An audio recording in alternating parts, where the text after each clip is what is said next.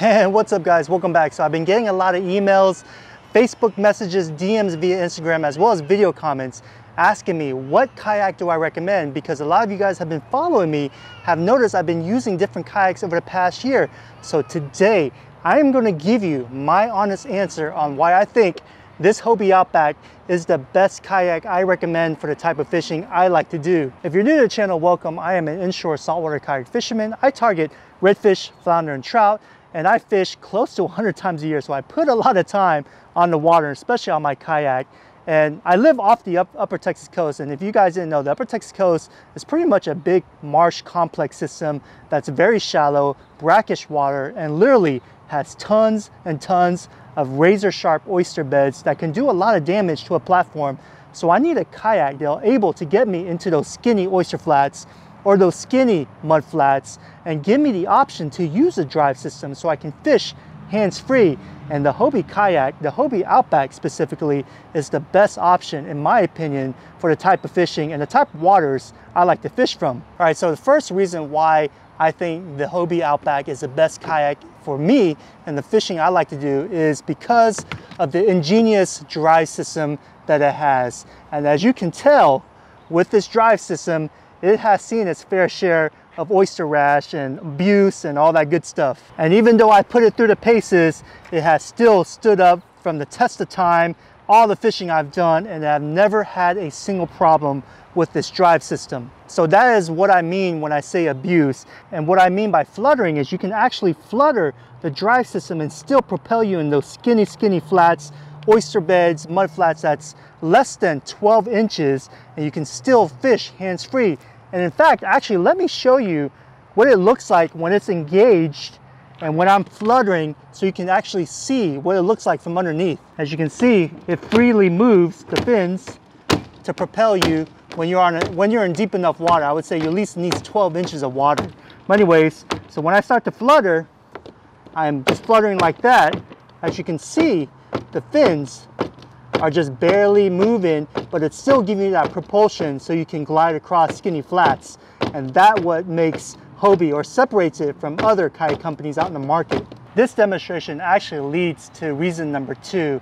And reason number two is this kayak with this drive system can get skinny in 8 inches of water, as I stated before, and able to still propel you hands-free. The next question is, how skinny can I get with the Hobie Outback with the drive system still being efficient and able to propel me in the water? And that answer is 8 inches. And you're probably figuring out, so how did you get 8 inches? Well, if you figure out that you need this much space for the fins to keep moving to push water to propel you, this right here to up to here is 8 inches. And I've measured that many times. So when you're in skinny waters less than 8 inches, and your drive is no longer really in use because it's not efficiently pushing the kayak, propelling yourself in that shallow water to give you hands-free, the next step to do is actually bind it with this cord right here, just like so.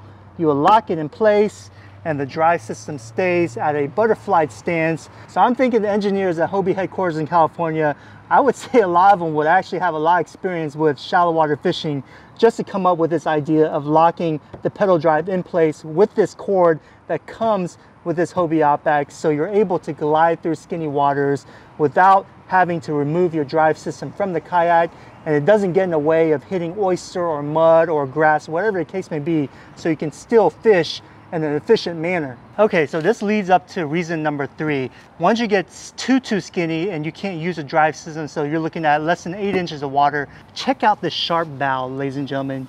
Tell me you haven't seen another sharp bow. I mean, it looks like a freaking broadhead arrow. That's how sharp it is. And that's reason number three, is because this kayak is superior. Is when you need to push pull in that skinny water in the areas I fish, and you got to stand up and sight cast, you can't use your drive system.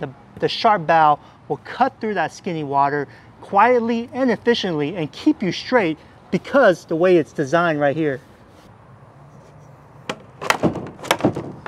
Okay, reason number four is a spring-loaded rudder.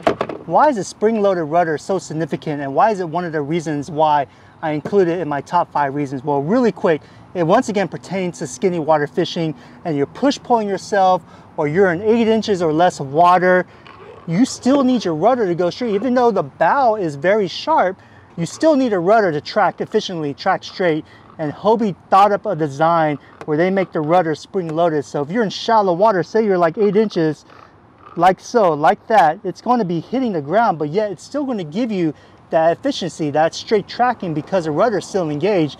But once you get into really skinny water, it goes way back up, just like so. And as you can tell, if you look at my rudder, it has seen its fair share of oyster rash, but it's still going really strong, and it really tracks very straight from this efficient rudder system. And once you're out of deeper water and you're in skinny water, the retractable rudder does its thing exactly the way it sounds. It's spring loaded, and bam, it goes right back in place, and you don't lose any efficiency.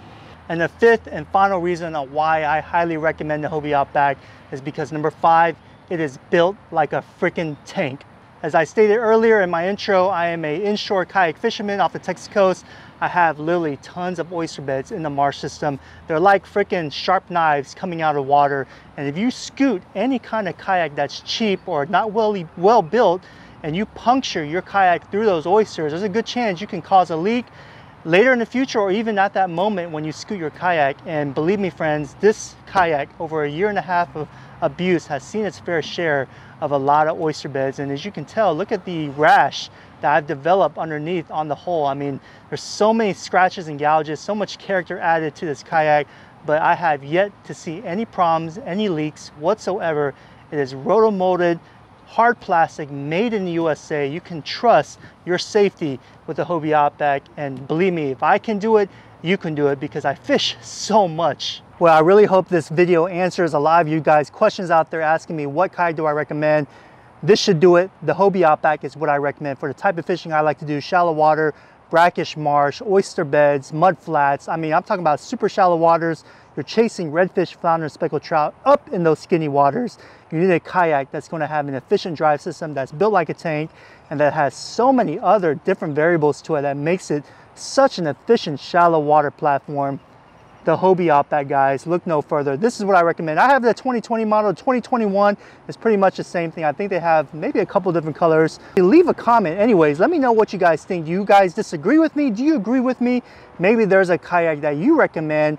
Leave it down in the forum below. Let everyone know so we can educate each other and give us the best options, the best tools to purchase the correct kayak that we need for the fishing that we want to do. If you enjoyed the video, make sure you hit that like button. Also, consider subscribing. If you do subscribe, hit that bell notification, let you guys know when I do drop a video. Thank you so much. I love every single one of you guys, and I'll catch you guys on the next one.